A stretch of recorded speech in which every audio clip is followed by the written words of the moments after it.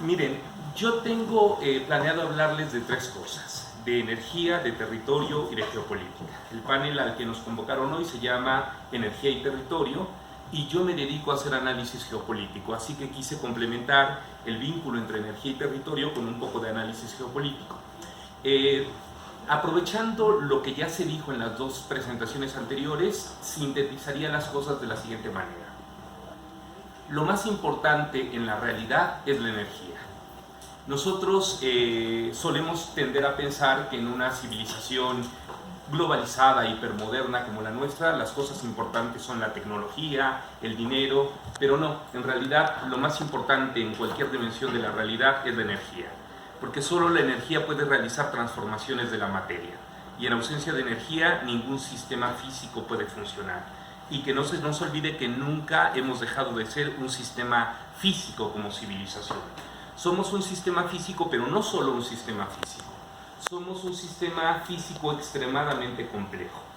Y solamente en presencia de flujos de alta densidad energética puede construirse la complejidad. Es decir, si nosotros nos vamos a los principios básicos de la termodinámica o intentamos analizarlo en un nivel químico, o lo analizamos en un nivel biológico, como fue la primera parte de la presentación de Roberto, nos daríamos cuenta de que la complejidad física, química, biológica solamente se construye en presencia de flujos densos de energía. Así que si nosotros somos un poquito sensatos y hacemos a un lado nuestro ego humano, nos daremos cuenta que solamente podemos mantener una civilización compleja si hay un flujo constante de energía. Es decir, un flujo constante de energía suficientemente denso para mantener la complejidad. Si nosotros pensamos en una sociedad de cazadores-recolectores de hace 10.000 años, y que de hecho todavía quedan algunas pocas en el mundo, y posiblemente no duren mucho, porque así como está ardiendo el Amazonas, así como está ardiendo la selva del Congo, estas comunidades están condenadas. Estas sociedades de cazadores-recolectores viven con una densidad energética muy baja y por lo tanto son sociedades extremadamente simples. ¿Qué necesitan? Un poco de proteína una vez a la semana, necesitan comer, necesitan beber agua, necesitan cazar, quizás aprovechen algunas pieles, aprovechen al máximo algún animal que cazan, y con ese flujo energético es suficiente para mantenerse vivos y mantener funcional una civilización.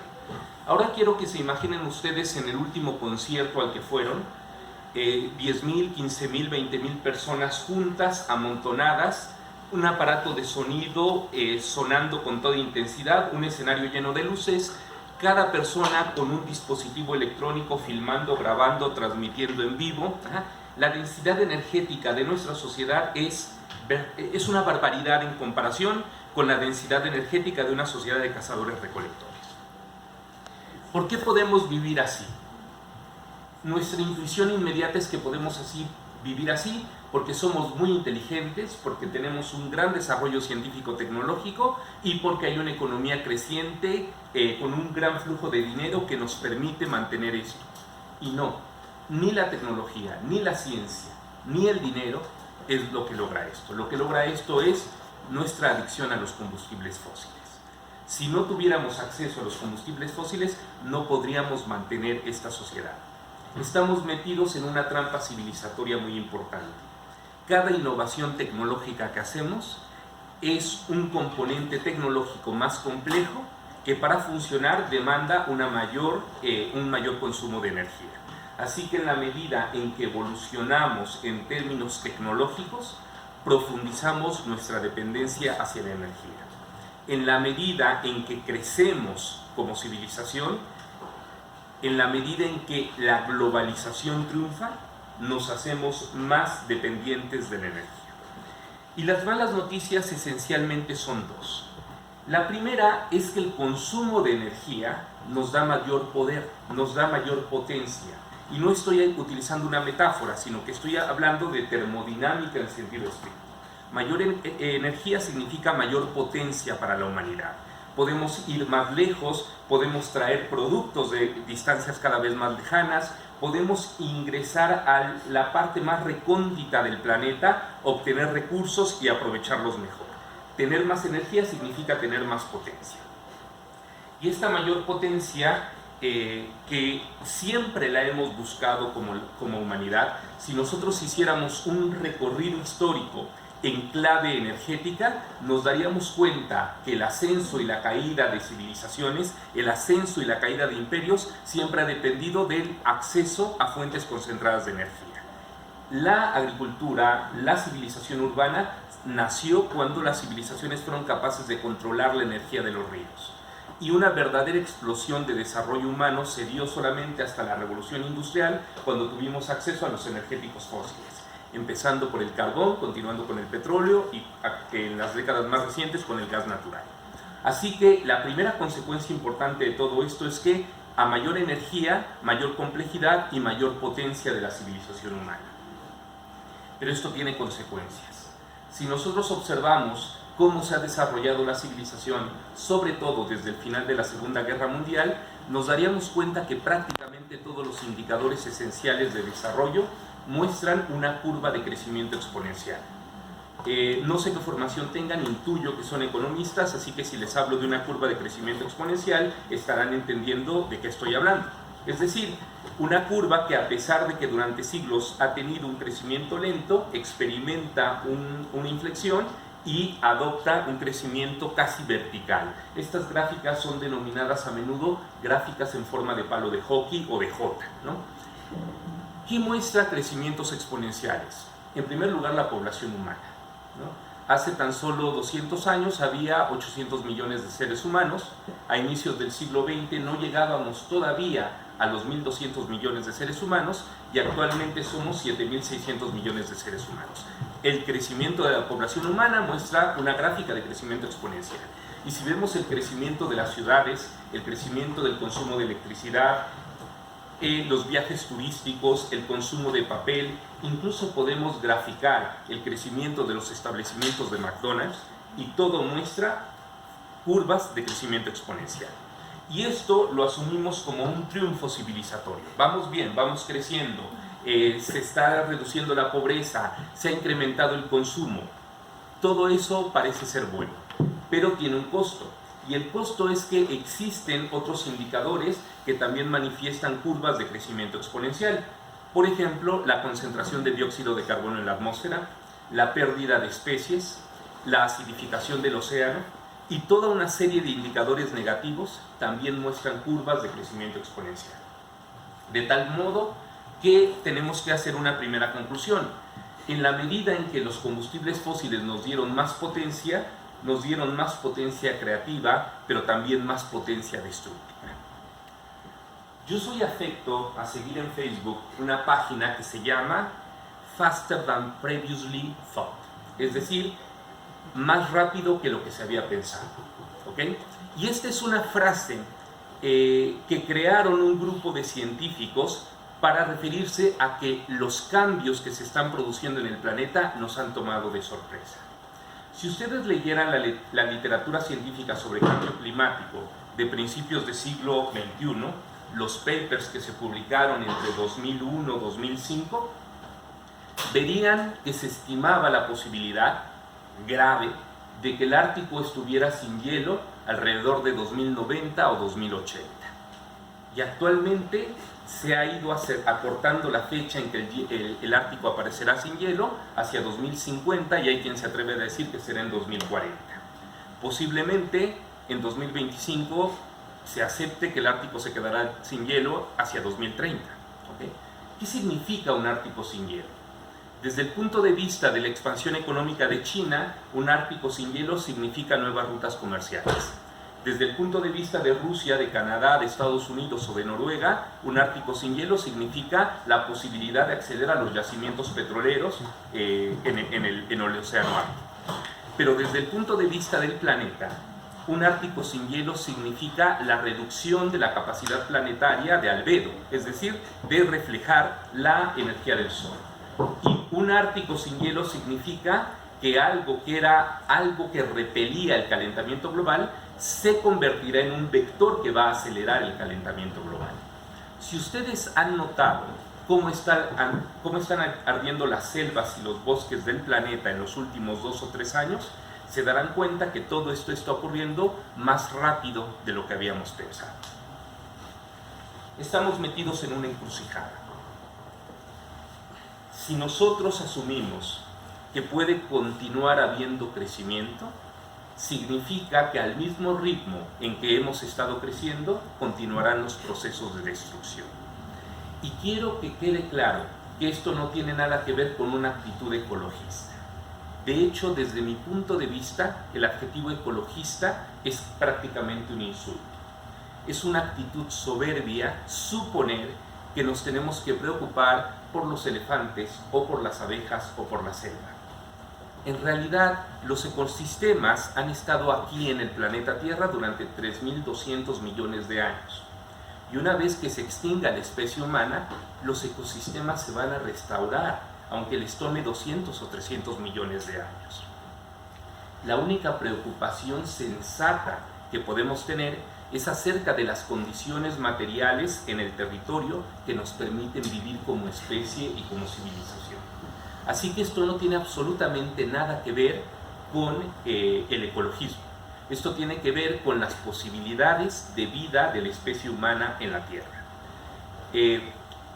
Dice Greta Thunberg, que es una adolescente sueca que se ha hecho viral en el último año y medio, más o menos.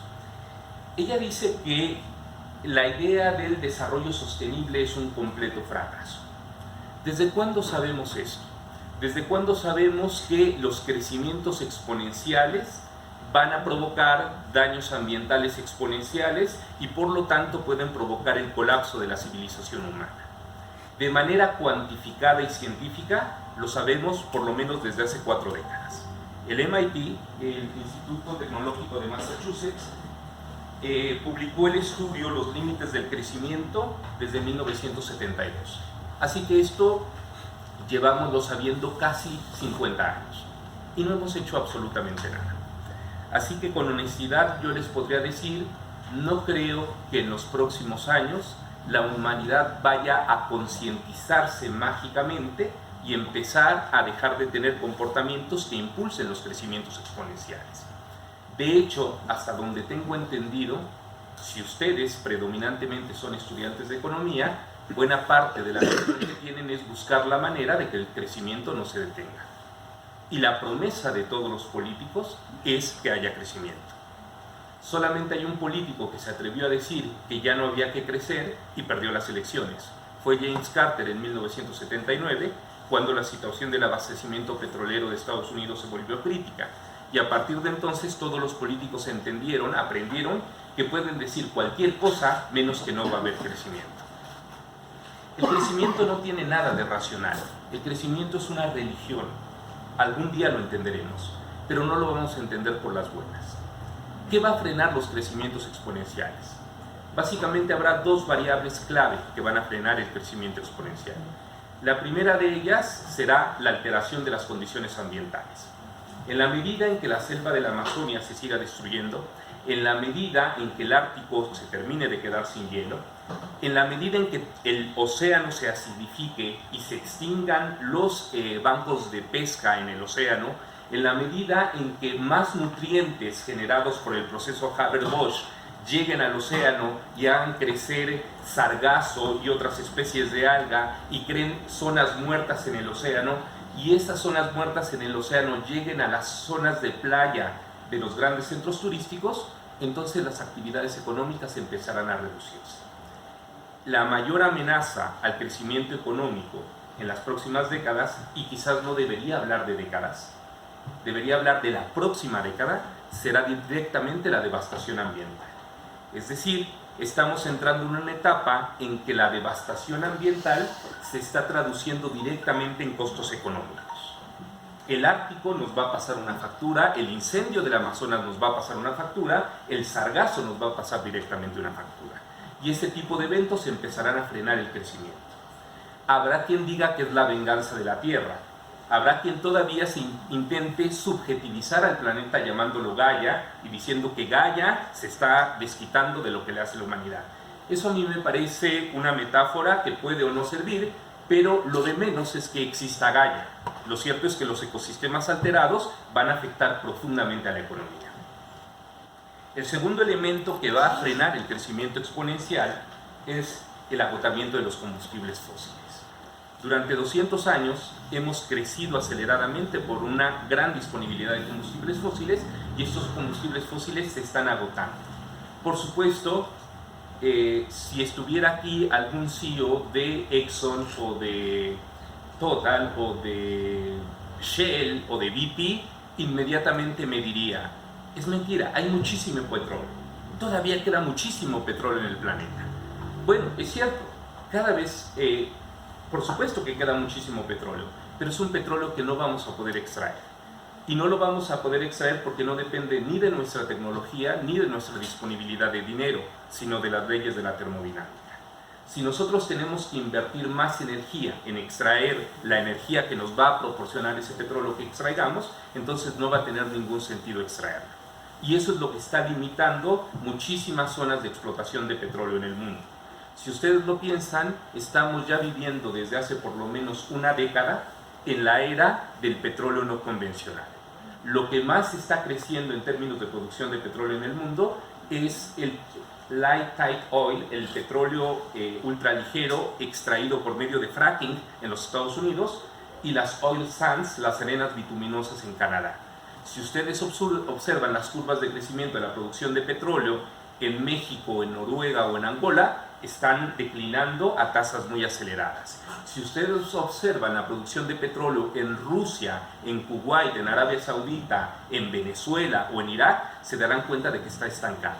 Es decir, estamos desde hace una década sacando el peor petróleo del mundo con costos económicos, tecnológicos, energéticos, ambientales y comunitarios cada vez más altos. Y esto es tan solo el anuncio preliminar de la temporada de tormentas que viene, una vez que no tengamos a nuestra disponibilidad los combustibles fósiles que hemos estado aprovechando durante los últimos 200 años. ¿Son muy malas noticias? Por supuesto que sí, pero cuando Edgar Ocampo hace 2 ponencias nos presenta un escenario tan grave para México, con un planteamiento de dónde vamos a sacar esa energía suficiente para compensar la demanda que se espera que haya en el país en el 2050, o cuando Roberto Bermejo nos dice necesitamos transitar de un metabolismo lineal típico de las civilizaciones a un metabolismo circular, la gran pregunta es ¿cómo va a ocurrir eso? Y para que eso ocurra, el primer requisito es que se suspenda el crecimiento exponencial. Pero quiero que quede claro, y con esto cierro, yo a nivel humano y subjetivo, como un ser urbano que disfruta de los beneficios de la civilización, a un nivel subjetivo no puedo desear que se detenga el crecimiento exponencial. Yo quisiera seguir disfrutando de los beneficios de la civilización, de los vuelos en avión, de los productos traídos de otro lado del mundo, a un nivel subjetivo, claro que sí. Pero a un nivel racional, tenemos que ser capaces de entender que no existe futuro para la civilización humana si continúa el crecimiento exponencial. Así que lo más probable es que la próxima década empecemos a darnos cuenta de que crecer ya no es posible. No es que no sea deseable, es que no será posible, porque el costo de la factura ambiental y la ausencia y la escasez de combustibles fósiles nos mostrarán que la economía que hemos construido es profundamente dependiente tanto de la naturaleza como de la energía y no les hemos puesto la atención adecuada. Lo dejo. Gracias.